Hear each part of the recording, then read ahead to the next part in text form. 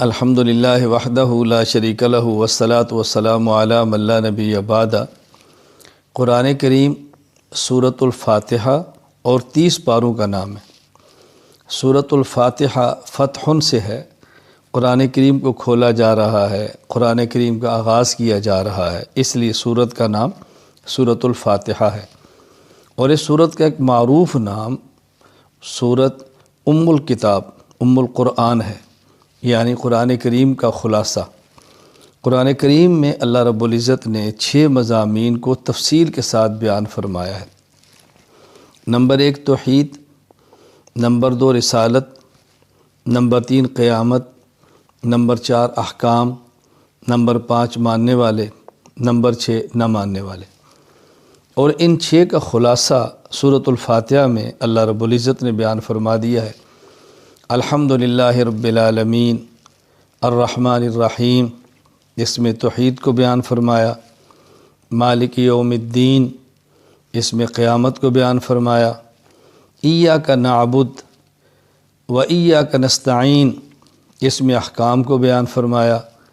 صراط الذین انعمت علیہم، اس میں رسالت کو بیان فرمایا اور ماننے والوں کو بیان فرمایا۔ غیر المغضوب علیہم ولا الضالین، اور اس میں نہ ماننے والوں کو بیان فرمایا۔ ماننے والوں کے لیے ایک ہی قسم کا لفظ لایا گیا، الذین انعمت علیہم، یہ اعتماد کرتے ہیں اور مانتے ہیں۔ اور نہ ماننے والوں کے لیے 2 لفظ لائے، نمبر 1 مغضوب، نمبر 2 ضال۔ جو شخص ضد کی وجہ سے نہ مانے وہ مغضوب کے اندر شامل ہے، اور جو لا علمی کی وجہ سے نہ مانے وہ ضال کے اندر شامل ہے۔ تو دونوں قسم کا اللہ رب العزت نے ذکر فرما دیا۔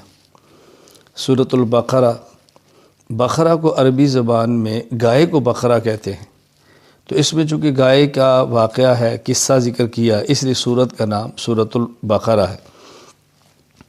اس میں سب سے پہلے حروف مقطعات ہیں، الف لام میم۔ مقطعات یہ مقطع کی جمع ہے، اور یہ قطعون سے، جس کا معنی کاٹنا، کیونکہ ان میں سے ہر حرف کو کاٹ کے الگ الگ پڑھا جاتا ہے، الف لام میم، اس لیے ان کو حروف مقطعات کہتے ہیں۔ قرآن کریم کا پہلا پارہ جس کا آغاز الف لام میم سے کیا جا رہا ہے، اس کا معنی اللہ کی ذات کے علاوہ کوئی نہیں جانتا۔ اس کی بنیادی حکمت ایک تو قرآن کریم کی فصاحت کو بیان کرنا ہے، بلاغت کو۔ عربوں کو چیلنج کیا جا رہا ہے۔ الف لام میم 3 حروف پر مشتمل چھوٹی سی آیت بن جاتی ہے، اور اس آیت کا مقابلہ 3 حروف پر جو مشتمل ایک لفظ ہے، اس کا بھی سارے عرب مل کر نہیں کر سکے۔ پھر ان کا معنی چونکہ دنیا میں جانتا ہی کوئی نہیں، تو یہ سمجھانا مقصود ہے قرآن کریم اسی شخص پہ کھل سکتا ہے جو سب سے پہلے اپنی عاجزی، اللہ کی طاقت، قدرت، اللہ کے علم کا اعتراف کرتا ہے۔ ایمان والوں کی چند ایک صفات کا ذکر فرمایا۔ نمبر 1 وہ غیب پر ایمان لاتے ہیں، یعنی جو چیزیں نہیں دیکھ سکتے اس کو بھی مانتے ہیں، دنیا کی آنکھ میں دنیا میں نہیں دیکھ سکتے وہ بھی مانتے ہیں۔ نماز کی پابندی کرتے ہیں، زکوٰۃ صدقات ادا کرتے ہیں، تمام آسمانی کتب پر ایمان لاتے ہیں، اور آخرت کی تصدیق کرتے ہیں اور یقین کرتے ہیں۔ اس کے بعد پھر منافقین کا ذکر فرمایا کہ منافقین کی اوصاف بیان فرمائے کہ منافق کی صفات کیا ہیں۔ دھوکہ دیتے ہیں، حسد ہے ان میں، کبر ہے، مکر و فریب ہے، حرص اور لالچ ہے، سفاہت اور بیوقوفی ہے، اللہ تعالیٰ کے احکام کا تمسخر اور مذاق ہے، زمین میں فتنہ فساد پھیلاتے ہیں، جہالت ضلالت ان کا مقدر ہے، شکوک و شبہات پھیلاتے ہیں، اہل ایمان کا مذاق اڑاتے ہیں۔ منافقین کی صفات کا ذکر کیا ہے۔ اس کے بعد پھر معروف واقعہ بنی اسرائیل میں جو گائے کا تھا وہ بیان کیا ہے۔ بنی اسرائیل میں شخص قتل ہو گیا، قاتل نہیں ملتا تھا۔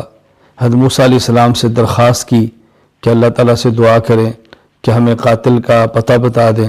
حکم آیا کہ تم ایک گائے ذبح کرو، اور ذبح شدہ گائے کے گوشت کا ٹکڑا مقتول کے جسم کے ساتھ لگاؤ، یہ زندہ ہو کر قاتل کا نام بتائے گا۔ چنانچہ ایسا ہی ہوا۔ اب اس میں ایک حکمت تو یہ ہے کہ قاتل کی نشاندہی ہو گئی، دوسری حکمت یہ ہے کہ ان میں سے بہت سے لوگ ایسے تھے جو موت کے بعد دوبارہ اٹھنا یعنی قیامت کے قائل نہیں تھے، تو ان کے سامنے دلیل قائم ہو گئی کہ اللہ تعالیٰ یوں مردوں کو زندہ فرما دیں گے، اٹھا دیں گے۔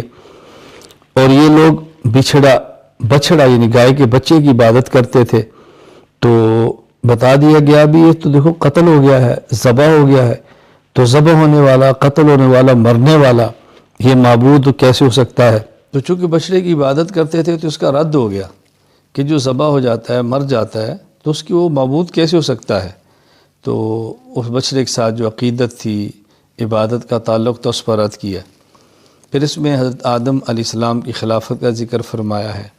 اللہ تعالیٰ نے سب سے پہلا شخص جو اپنا خلیفہ بنا کر دنیا میں بھیجا حضرت آدم ہیں۔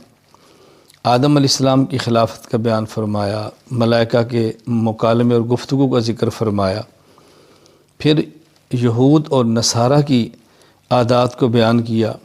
ان کی عادات بد کیا ہیں؟ حق کو چھپا لیتے ہیں، خاتم النبی حضرت محمد صلی اللہ علیہ وسلم کی نبوت کا انکار کرتے ہیں۔ ان میں سے کئی لوگ بچڑے کی عبادت کر رہے ہیں، اور یہ لوگ نبی کے سمجھانے کے باوجود باز نہیں آئے اور تکبر کے ساتھ بستیوں میں داخل ہو رہے ہیں، حس کرتے ہیں، طمع کرتے ہیں، انبیاء کرام علیہ السلام کو ناحق قتل کرتے ہیں، اپنے ہاتھ کو بار بار توڑتے ہیں، قرآن کریم کا انکار کرتے ہیں اور آسمانی کتابوں میں تحریف کرتے ہیں۔ تو یہ چیزیں بیان فرمائیں۔ ان تمام چیزوں کے بیان کرنے کا مقصد کیا ہے کہ جو اچھے اوصاف ہیں مومنین کے، اس کو ہم نے اختیار کرنا ہے، اور جو گندے اوصاف ہیں منافقین کے، یہود کے، نصارہ کے، اس سے ہم نے بچنا ہے۔ اچھی عادات کو اختیار کرنا ہے اور بری عادات سے ہم نے دور رہنا ہے۔